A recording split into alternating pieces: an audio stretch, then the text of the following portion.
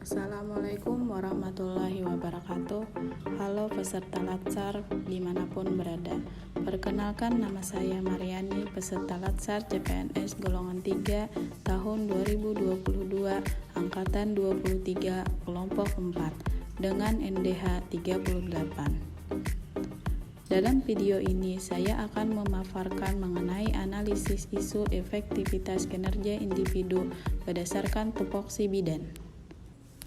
Saat ini saya bekerja sebagai bidan di Rumah Sakit Umum Daerah Haji Hasan Basri Kandangan. Selama memberikan pelayanan kebidanan, saya menemukan beberapa isu atau masalah dalam memberikan pelayanan kebidanan. Di antaranya adalah masih banyaknya ibu nipas yang tidak mengetahui pentingnya nutrisi pada masa nipas. Yang kedua, kurangnya pengetahuan ibu nipas tentang pentingnya perawatan payudara. Dan yang ketiga adalah kurangnya pengetahuan orang tua mengenai perawatan bayi baru lahir. Dari ketiga isu yang saya dapatkan, selanjutnya kita analisis masalah menggunakan metode APKL. A-nya itu sendiri adalah aktual atau isu yang sering terjadi yang sedang hangat diperbincangkan. Untuk P-nya itu adalah problematik, yaitu isu yang memiliki dimensi masalah yang kompleks sehingga perlu dicari segera solusinya.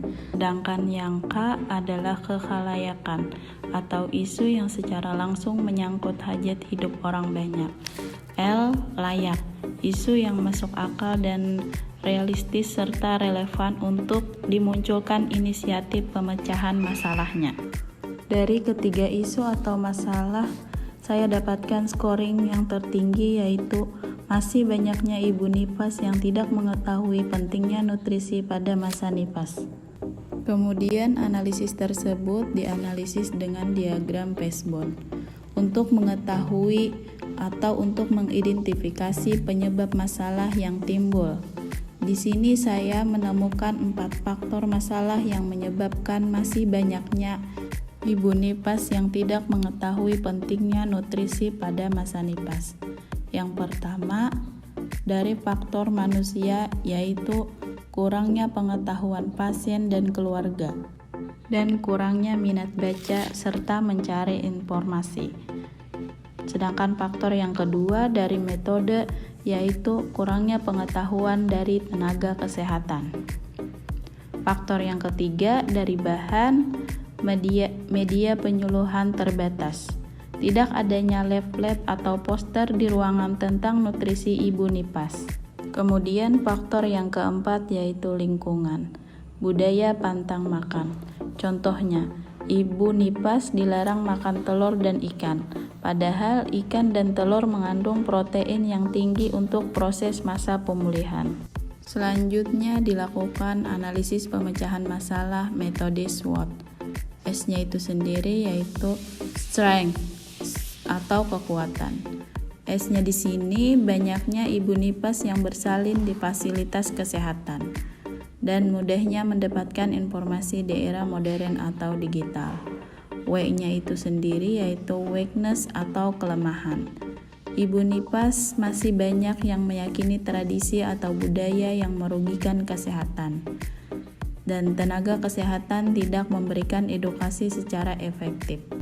Sedangkan yang O-nya di sini adalah opportunities atau peluang, menambah pengetahuan ibu nipas dan keluarga mengenai pentingnya nutrisi pada masa nipas. Yang T, threats atau ancaman. Suami dan keluarga tidak mendukung dalam pemenuhan nutrisi pada ibu nipas.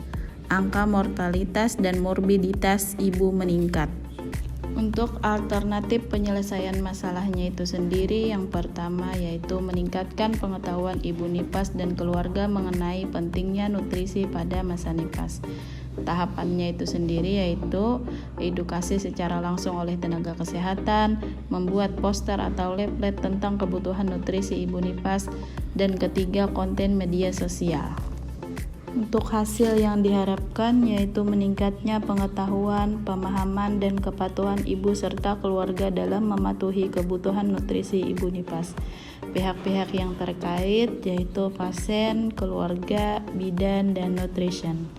Sedangkan alternatif penyelesaian yang kedua, meningkatkan kemampuan staf bidan di ruang bersalin dalam pemberian KIE terhadap ibu nipas. Tahapan setiap alternatif, latihan mengenai pemberian konseling, informasi, dan edukasi. Hasil yang diharapkan yaitu meningkatnya kemampuan staf ruang bersalin dalam mengedukasi pasien. Pihaknya yaitu bidan. Sekian presentasi mengenai isu efektivitas kinerja individu berdasarkan tupoksi bidan. Semoga bermanfaat. Terima kasih. Assalamualaikum warahmatullahi wabarakatuh.